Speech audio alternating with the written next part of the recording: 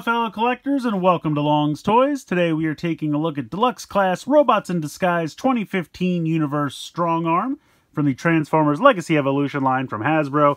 So sorry for the lateness of this review. I've been working through the backlog and I realized I never got to this one. I think there's one or two other ones from Evolution I still have to do, so I'll be getting to those soon hopefully. But yeah, really excited for STRONGARM. Have to differentiate, this is Robots in Disguise 2015, the show that was kind of like the sequel to Transformers Prime, because they did decide to name two shows Robots in Disguise. I think this is the first one, or I should say the first character we've gotten from the second one, from 2015. We've had a few from the Car Robots / Robots in Disguise of 2001, and we're getting that Omega Prime from the HasLab, which I'm very excited about. But they haven't really dove into Robots in Disguise 2015 that much. I think this is the first character. They could still do like Sideswipe. A lot of the Decepticons from that show were really fun because they all had animal themes and stuff like that. So I wouldn't mind seeing some of them. Maybe a new long rack, something like that. But in any case, here is STRONGARM in the packaging. Now this is done from the Minerva / Elita 1 mold. So it has been heavily retooled, but it's our third time getting this mold. Some nice artwork here on the front of the box for the vehicle mode. Some nice artwork over here on this side for the robot mode. Over here on this side, you have your half of the Transformers Legacy Evolution mural. Not really anything going on the bottom. Got the QR code for the tech specs there on the top. And then over here on the back, some nice product shots of the robot mode and the vehicle mode. I mean, plugging the gun onto the back of the truck is Evo Fusion now? Really? Sure. All right. In any case, let's go ahead. Let's get STRONGARM out of the box and we'll take a closer look. Here is STRONGARM out of the packaging. Unfortunately, the giant shoulder pads really cast a lot of shadow on her face. I'm going to try to rotate them up just a little bit so we can kind of get in there. But it's a really nice face sculpt. I do feel like it's a little wide. I don't feel like it needs to be that wide, but it is really nicely painted. And you have a couple different shades of blue here. You have kind of a turquoise for the eyes and the lips, and a little bit up here on the sides of the head. Nice yellow here with the blue. So they really did a nice job painting the head. Nice blue paint with the Autobot symbol here on the chest. And there's a ton of blue paint for the vehicle mode as well, which we'll see more once we get into the transformation. But overall, I think she does look pretty cool. It's a decent use of this mold, and it has been pretty decently retooled. We'll get into that a little bit more, but the kind of natural way to put these is to kind of keep her shoulder pads like this. So let's get into the articulation. So head can go from side to side, can look up slightly, look down slightly, well, I guess it can tilt side to side a little bit there. You have a hinge. You can see the pin right here in the shoulder, and then you can also rotate that, but these shoulder pads are really going to get in the way. You can kind of move them a little bit. You can kind of see that there's like a mushroom peg right here so that they can kind of tilt a little bit. So you can move them around depending on what you need to get the articulation that you know, whatever pose you're trying to achieve. And you can even rotate these back if you like the look of that better, but technically they are supposed to be like that. So there's a little bit of wiggle room there. You have a bicep swivel, 90 degrees in the elbow. You do have wrist rotation, which is nice. You have a waist rotation right here. You can kick pretty decently forward here in the hip. You hit the back. So this backpack, and I probably should have talked about this earlier. It's fairly compact, but it's also a little all over the place. So you have these wing pieces here. They can kind of go out to the side. They have a similar kind of movement that these pieces up here have connected to the back of the arm.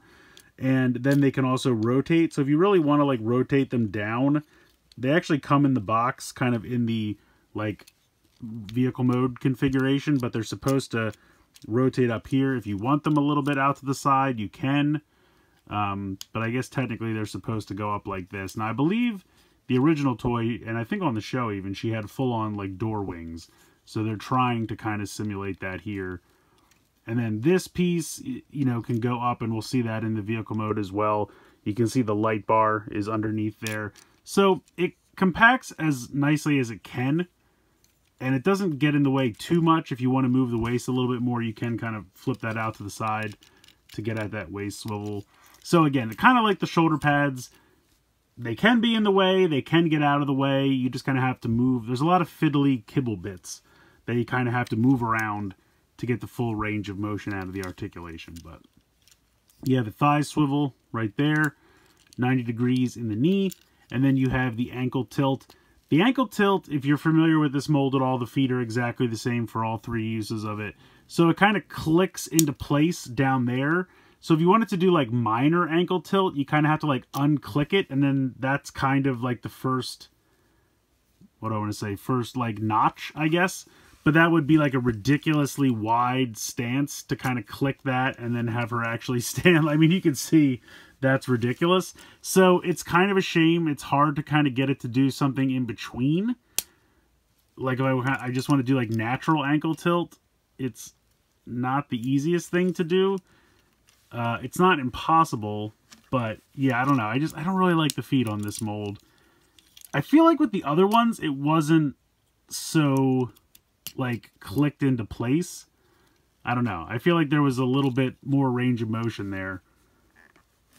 So you can get it to work, but like I said, it's a little awkward. So that's not the best, but I guess that is what it is. Nice white paint here on the shins.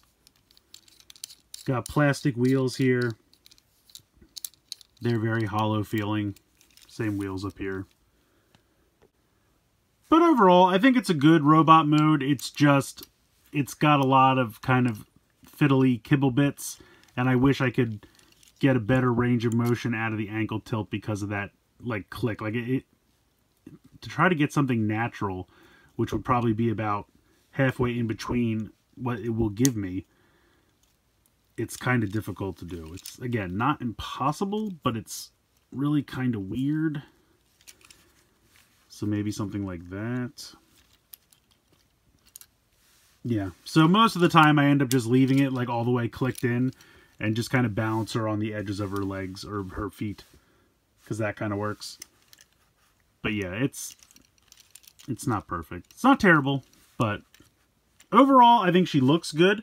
I think it's a nice representation of the character. I didn't mention her blaster. It's not super remarkable. It's this tiny little blaster here molded out of this kind of charcoal transparent plastic. It's fine. Nothing too spectacular, nothing terrible, just kind of a very run-of-the-mill blaster there. Nothing super exciting, but it gets the job done. So overall, I like the robot mode. Could be better, but I think for using a mold that they've already used twice, they remolded it decently, and I think it does, you know, resemble the character well enough.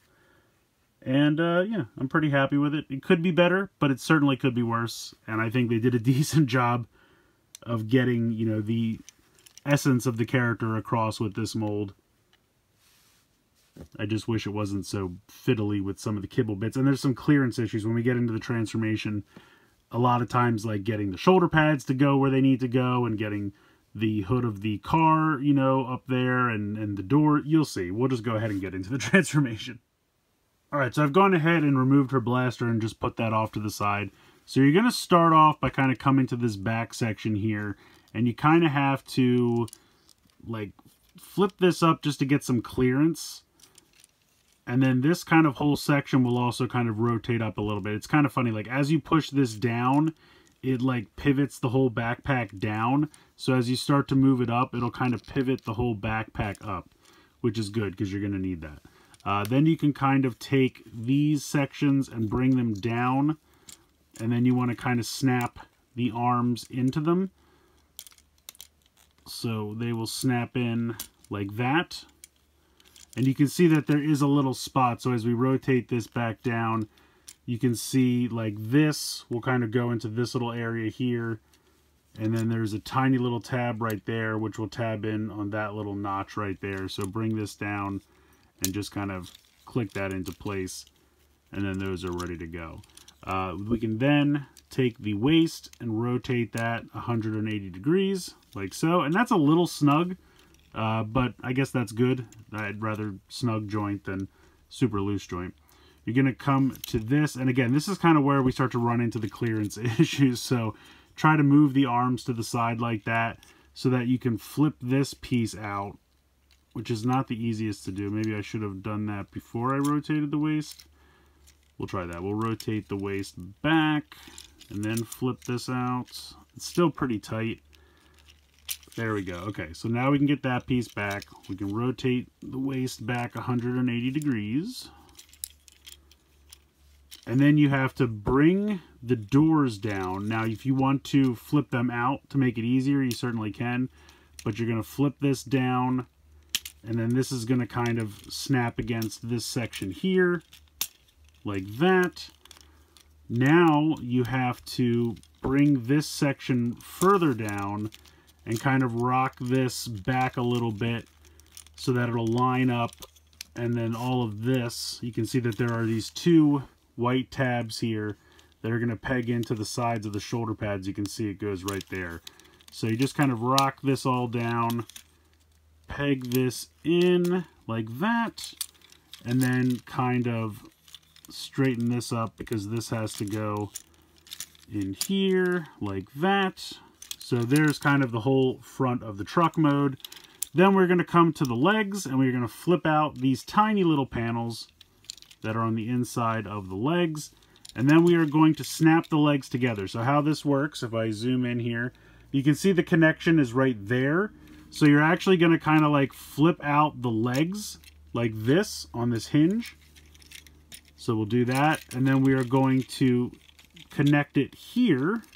If I can go ahead and there we go. So that's going to connect in right there. And then these are going to come around. And you kind of have to push this piece up. And this is a little fiddly, I found as well. So you have a little spot right there for the tab right there. And there's one on the other leg as well. And so you kind of just have to move this around and line that up. And then also there is a little tab slot right there.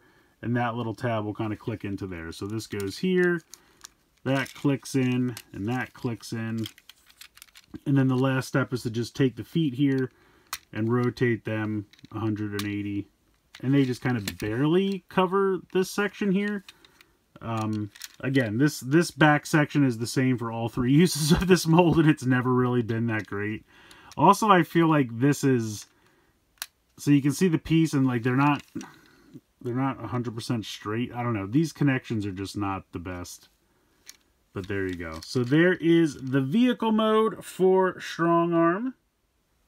So taking a closer look at the little truck mode, I actually kind of like it. I really didn't think I was going to, but I feel like they've remolded enough of this that it actually does kind of look somewhat like a little pickup truck. I don't really know what these pieces are meant to do, other than just kind of flip up somewhere for this piece to peg into, because it almost looks like a half window the way it's painted.